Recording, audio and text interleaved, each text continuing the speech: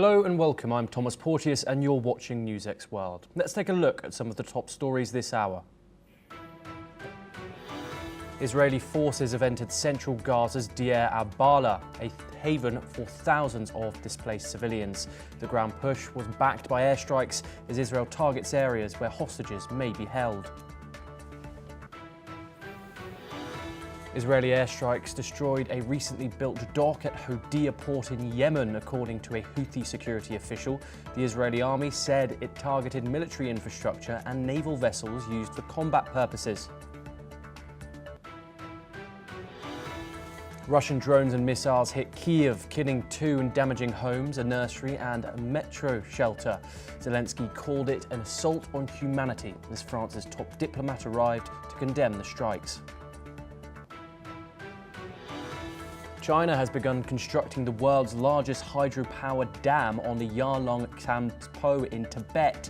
India and Bangladesh have raised alarms over the project's impact on downriver communities and regional ecology. Hundreds of Bedouins were evacuated from Soweto under a US-backed ceasefire after deadly clashes. The violence has killed hundreds and tested interim President Ahmed al-Shara's rule amid Israeli strikes and sectarian tensions. Iran will meet European powers on Friday in Turkey for fresh talks on its nuclear program after recent US airstrikes on Iranian facilities. The E3 nations warn sanctions could be reimposed if Iran refuses to cooperate. Torrential rainfall in South Korea has left 18 dead and 9 missing, according to the Interior Ministry. The worst-hit regions continue to struggle with damage from floods and landslides. Japan's ruling coalition suffered a major setback in Sunday's upper house election, losing its majority and further weakening Prime Minister Shigeru Ishiba's hold on power. Meanwhile, Ishiba has vowed to stay in as leader, citing an urgent August 1st deadline to strike a tariff deal with the US president.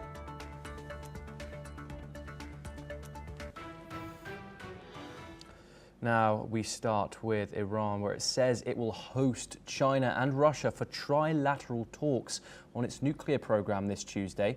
The meeting will take place in Tehran as Europe threatens to reimpose sanctions. Iran's foreign ministry spokesman confirmed the talks at a press conference on Monday. He said the discussions will focus on nuclear issues and growing international pressure. The move comes amid renewed global concerns over Iran's atomic activities and stalled diplomacy with the West. We're now joined by our guest, Andrew K.P. Lung, to discuss this in further detail. He is a China strategist and he joins us live from London. Andrew, what further details can you give us about this story? There's been growing concerns, obviously, about Iran's nuclear program. The US claimed to have struck in it, and there's been conflicting reports of how damaged that nuclear program truly is. But what do you think these talks will bring us? This highlights certain important contradictory dynamics in the situation, because Iran, like North Korea, doesn't want to use the nuclear armament to invade other countries or bomb other countries. It's only a reflection of their concern about their national security in face of American aggression. If we talk about nuclear armament, nuclear warheads, there is no comparison with the warhead stockpile of Russia and also the United States. Russia has got over 5,500 nuclear warheads, and Americans got about 5,000. And the third country, as China, is less than 1,000. And then compare with these smaller aspiring nuclear states, it's only just a handful. There's no comparison. So for those countries with a very weak power to defend themselves, the nuclear armament is regarded as an insurance policy. Andrew, critics would say that Iran has showed certain types of aggression in the region, including that of arming proxies like the Houthi rebels, Hezbollah, Hamas in the Gaza Strip. Also, the IAEA previously, when they were still in cooperation, said that Iran was enriching uranium to weapons grade. So how could you say that Iran does not want a nuclear weapon? That's what critics of this situation would, in fact, say. Well, Iran's alliance with the Houthis, with other proxy forces, do not depend on its nuclear armament. Of course, it's supplying other arms like drones and or even missiles, but that is a different question from the nuclear capability. The nuclear capability, as I was highlighting, is in face of great power, the United States aggression, using its military, overarching military, to contain Iran in the context of geopolitics in the Middle East. Because if you look at the Middle East, the United States wants to ally ideally with Saudi Arabia against its perceived greatest enemy, along with Israel, which is, of course, Iran. Yes. And of course, at the back of it all is the historic confrontation between the Houthis and the Sunnis. But then recently, in recent years, there is a historic rapprochement between Iran and Saudi Arabia, brokered by China. But still, Trump wants to exert his influence in the Middle East along with Israel, and Iran is perceived as the greatest enemy. And then both Iran, Israel, and the United States wants to defend Iran of its Andrew, please forgive me. I'm just going to interrupt you for just 1 second. Right. Apologies. If we can get back to the potential of these talks that are going to happen tomorrow in the Iranian capital, what do you think? What do you make of the significance here of China and Russia joining Iran in these talks? Is this a sign of an emerging bloc against Western pressure, do you think? Well, it's more than that. I don't think that China, Russia, or other countries want nuclear proliferation. It's not in China's interest, because nuclear proliferation would provoke similar proliferation in East Asia, including Japan, for example, and even South Korea. So it's no good for China. It's not good for the rest of the world, because any nuclear conflict is likely to escalate into a global conflagration. So I think that both in China and Russia interests to broker a deal which would give the Iranians some degree of insurance for its national security, as in the case of similarly in North Korea. But it's not to empower them to possess nuclear weapons, because if, for example, Iran possesses nuclear weapons, it's likely to provoke other countries in the neighborhood, and there would be a race towards nuclearization. It's in nobody's interest. But then, of course,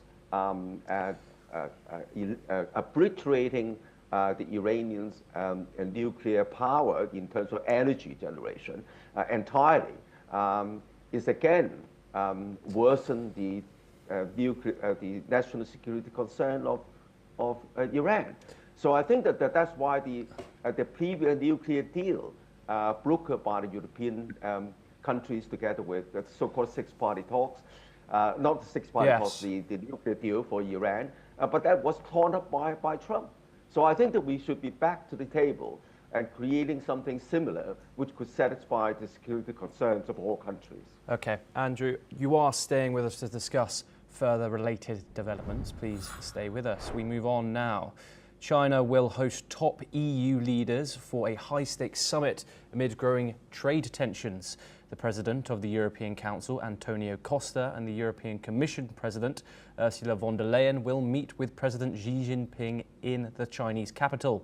They'll also co-chair the 25th China-EU summit with Premier Li Qiang. The visit marks 50 years of diplomatic ties between Beijing and Brussels, but the celebration comes amid frictions. Both sides have accused each other of unfair trade practices. The EU wants better market access in China and fewer export controls on rare earths. Beijing is calling for calm, urging the bloc to handle differences objectively and rationally. Let's listen in to what the Chinese Foreign Ministry spokesman had to say. 中方期待欧方同中方相向而行，以全面、辩证、发展的眼光看待中欧关系，深入总结中欧关系过去50年的经验启示，顺应时代潮流和双方人民及国际社会的共同期待，凝聚共识，超越分歧，共同规划下一个50年的合作，携手开创中欧全面战略伙伴关系更加美好的未来。 We're once again joined by Andrew KP Lung to discuss this summit in further detail. Andrew, is this summit primarily about de-escalation, or are we seeing a deeper strategic rift between China and the European Union? Indeed, there's a deeper strategic dimension because the world order, which has reigned supreme since the end of the Second World War, based on a rule-based order accepted by most countries under the Charter of the United Nations. And there's a liberal world order led by the United States since the Second World War has now been totally upended and discarded in face of a almost rules of the jungle imposed by by Trump 2.0. In the name of American first on everything. And this rattled not only Americans perceive the greatest threat, existential threat, bipartisan consensus, which is China, and of course Russia, but also Trump is throwing away the world order, rule-based world order, and impose likewise tariffs on its allies, traditional allies across Europe and other regions. And hence, the Europeans are now, not that they would like to embrace China or Russia, but they are seeing that the reliance on America for security and other trade, free trade, is no longer entirely reliable. So they are recalibrating their relationship with China. After all, China is still the second largest economy in the world. Yes, and trying to navigate its relationship. What kind of leverage does the European Union have in these talks? As you said, China is the world's second largest economy. How likely is it that Europe will succeed in pressuring China for better market access and less reliance on critical export controls? Well, of course, President Trump is now trying to capitalize on its position as the world's largest economy, the greatest military power, and dominance of the U.S. dollar to impose sanctions and tariffs left, right, and center on almost the entire world, allies included. But of course, China is now focusing on its two main trump cards. The first trump card is China's centrality in the global and supply and value chain. If you look at all the products around the world, including heavy planes you see in container ports, heavy drilling equipment, to ordinary household goods and consumer products, almost the entirety is now made in China, even though the products are not marked made in China. China is embedded in them in terms of materials, components, but also logistics. Because the world's largest 7 container ports out of the top 11 are located in China. So that's the first China's trump card. The second trump card is even more existential in terms of its control of the rare earths, not in terms just the rare earths themselves, because you can find rare earths in other parts outside China. But China controls about 60 or 70% of the supply, but most of all, China contains over 90% or even 95% of the processing, because the processing of the rare earths are very, very complicated. They're highly polluting, And China's developed this capability over decades because no Western nations want to get involved with this very dirty rare earth business, have been all outsourced to China. And then, of course, it's not just one single process. It depends on the kind of rare earths you need for F-35 fighters, to mobile phones, to household goods, to cars, electric cars. So I think that that's also China's trump card in face of America's coercion. Andrew. KP Lung, thank you very much for your insight and joining us on the programme. We now move over to some breaking news from Europe, where the Kremlin has responded to reports of a possible meeting between Presidents Xi, Trump and Putin, confirming Putin is heading to Beijing, but stating no indications that Trump will be there. The Kremlin also expressed support for a third round of talks on Ukraine, but said the draft memorandum from Moscow and Kyiv are far apart, indicating much work still remains. On Azerbaijan, the Kremlin stressed the importance of respect for Russians and acknowledged current difficulties in bilateral relations. Now, to discuss this breaking news, we are joined by Peter Cordillo, who's a chief market economist at Spartan Capital Securities. He joins us live from New York. Peter, thank you very much for joining us on the program, as always. Peter, does the Kremlin's denial of this Trump-Putin-Xi trilateral meeting indicate diplomatic distance, especially the current relations between them, especially that of Trump and Putin, with obviously the backdrop of the Ukraine war? Yeah, there's no question that the relationship has been strained, and there's no question that Trump means business. And I think that what we're seeing here is perhaps this denial might actually accelerate some sort of a meeting, whether or not it's going to take place as indicated. It might actually take place behind closed doors. Now, I think the Russian situation has gotten to the point where they have accelerated the war in Kyiv, and that means that things usually get to a boiling point when you have this sort of heating up of aggression by the intruder, and obviously Russia is. So I think that behind the scenes there's probably things that are going to happen. Of course, you're going to get, either Russia or even the United States, for that part, might come out and deny, as they are denying now.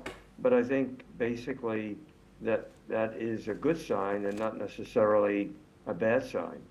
Yes, indeed, Peter. And obviously, we've seen China say that they are neutral in the Russia-Ukraine war, with only North Korea advocating real support for Russia's war on Ukraine. However, could Putin's visit to Beijing signal a shift towards deeper alignment with China between Moscow and Beijing, particularly amid Western pressure on both Moscow and Beijing, as we've just talked about? I don't think so. I doubt that. But of course, I'm not a political analyst, and my humble opinion is that right now China is basically involved in trying to come up with a good trade deal with the United States that will satisfy the Trump administration. So I don't think they're going to do anything that's going to interrupt that for now. They need to keep their they need to keep all options open, and certainly they don't. I believe that they don't want to give the impression of just taking one side. So what I'm just simply saying here is, when it comes to trade and economics, obviously they're going to keep that door wide open with Trump and the administration. When it comes to international diplomacy, and of course with the war, I think they will try to stay neutral in a sense, not to put pressure on either side. Yes. And probably would mean that, it goes back between Trump and Putin. Yes, Peter, you are staying with us. Thank you for your insight on that. We have more updates from the region, where French Foreign Minister Jean-Noël Barrot visited Kyiv today to reaffirm France's support for Ukraine. He arrived for a 2-day visit amid ongoing Russian attacks on the capital. Barrot visited the site of a recent strike where several people were killed or injured. During his visit, he will meet with the Ukrainian officials, including President Zelensky, and discuss further support. He will also visit the Chernobyl nuclear plant and emphasize France's role in nuclear safety. Let's have a look at what France's Foreign Minister Jean-Noël Barrot had to say. À Kiev, j'ai tenu à me rendre sur les sites qui ont été bombardés par les drones et les missiles russes la nuit dernière. Une série d'attaques qui a été meurtrière. Une personne a perdu la vie, 7 ont été blessés, un enfant polytraumatisé. Des stations de métro, supermarchés, jardins d'enfants qui ont subi de plein fouet la violence de ces frappes. Les personnels de notre ambassade, comme tous les habitants de Kiev, ont dû de 3h à 5h du matin se rendre aux abris, mais des abris qui eux-mêmes ne sont plus tout à fait en sécurité puisque la station de métro qui se trouve derrière moi, qui sert d'abri à la population de Kiev, a été pris pour cible. Yes, we are covering the French Foreign Minister Jean-Noël Barrot's visit to the Ukrainian capital, that same city which overnight got hit by a barrage of Russian attacks, killing 2 people there. We have been informed that Barrot will visit and has visited the site of a recent strike where several people were killed or injured.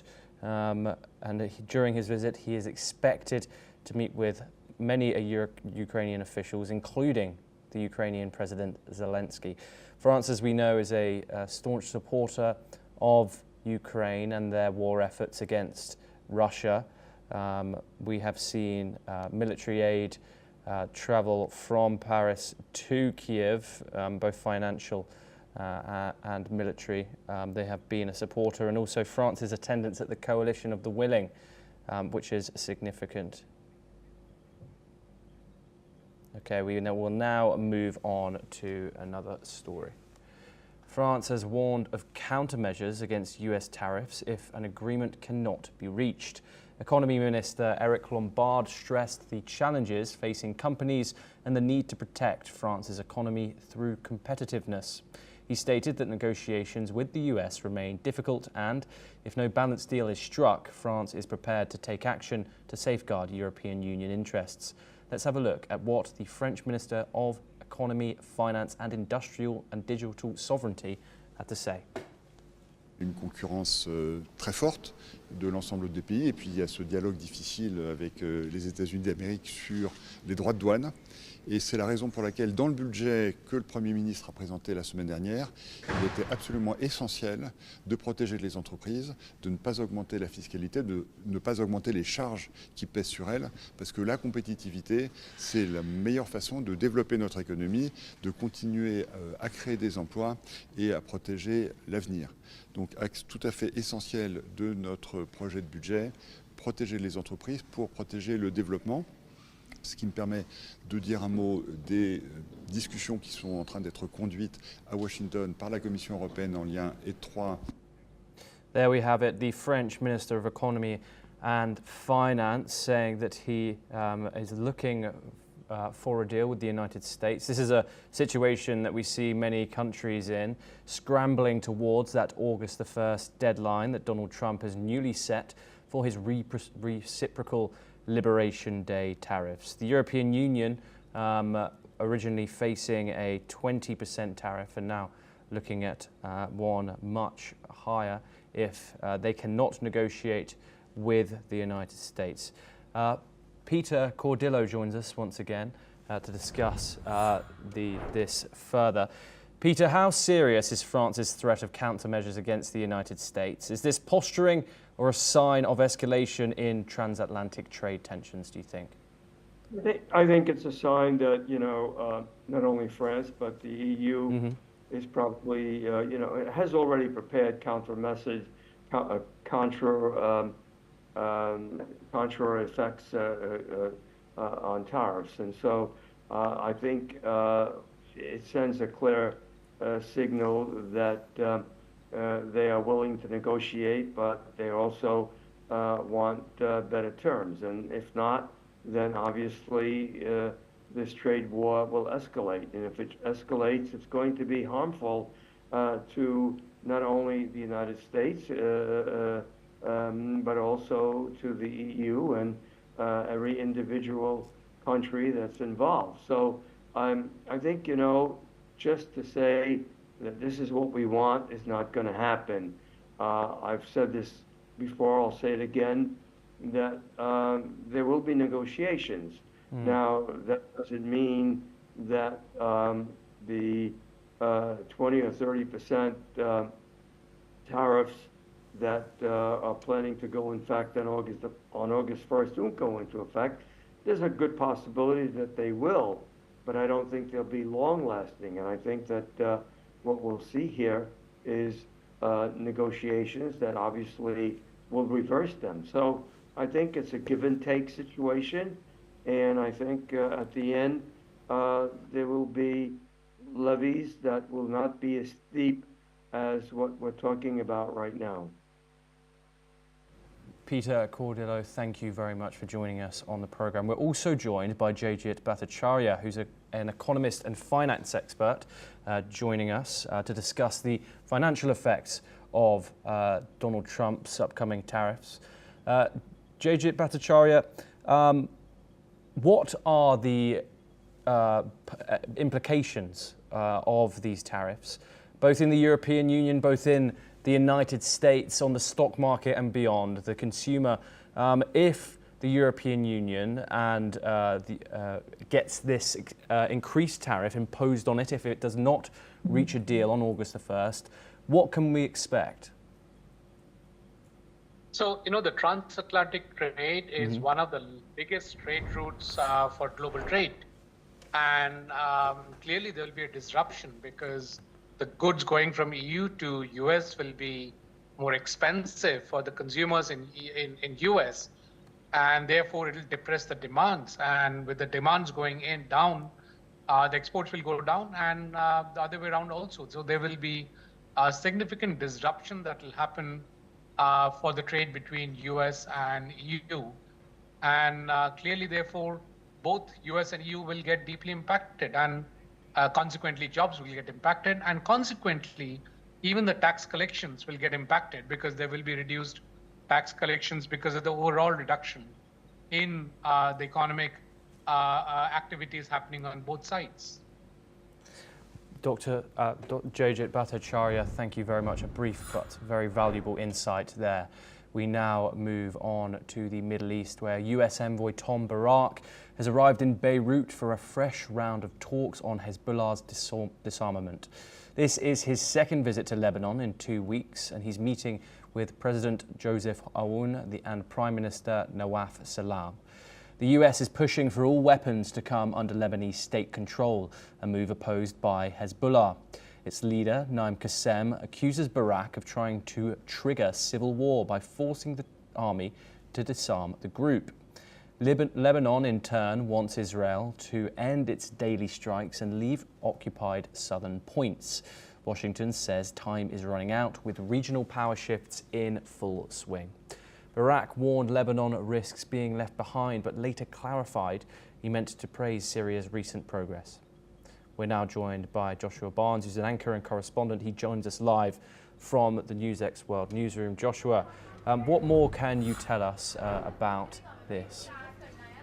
Well, yes, Thomas, you provided the information from this meeting between Tom Barak and Lebanese officials, but this, of course, comes on the backdrop of wider regional tensions in the Middle East that led to that ceasefire between Israel and Hezbollah on the 27th of November 2024. Now, there had been serious fighting going on between the two groups. Hezbollah, a proxy backed by Iran, one of many proxies in and around the Middle East that Israel have been fighting with. Now, that ceasefire is extremely fragile. We have seen flare-ups of tensions. There was a withdrawal of Israeli troops, but there is still Israeli activity sort of infrequently within Lebanon. Now, this comment from the US does have potential ramifications. There could be a potential Hezbollah versus Lebanese government face-off if the Lebanese government tried to force arms disarmament from Hezbollah, a group that we've seen be active in the past and, of course, that is backed by Iran, a weakened Iran, we must say. So this is a difficult situation. Diplomacy is key, but with strikes still ongoing, it's a boiling point of tensions we will keep looking at here on NewsX World. Joshua Barnes, thank you very much for that insight. Well, that is all we have time for. We will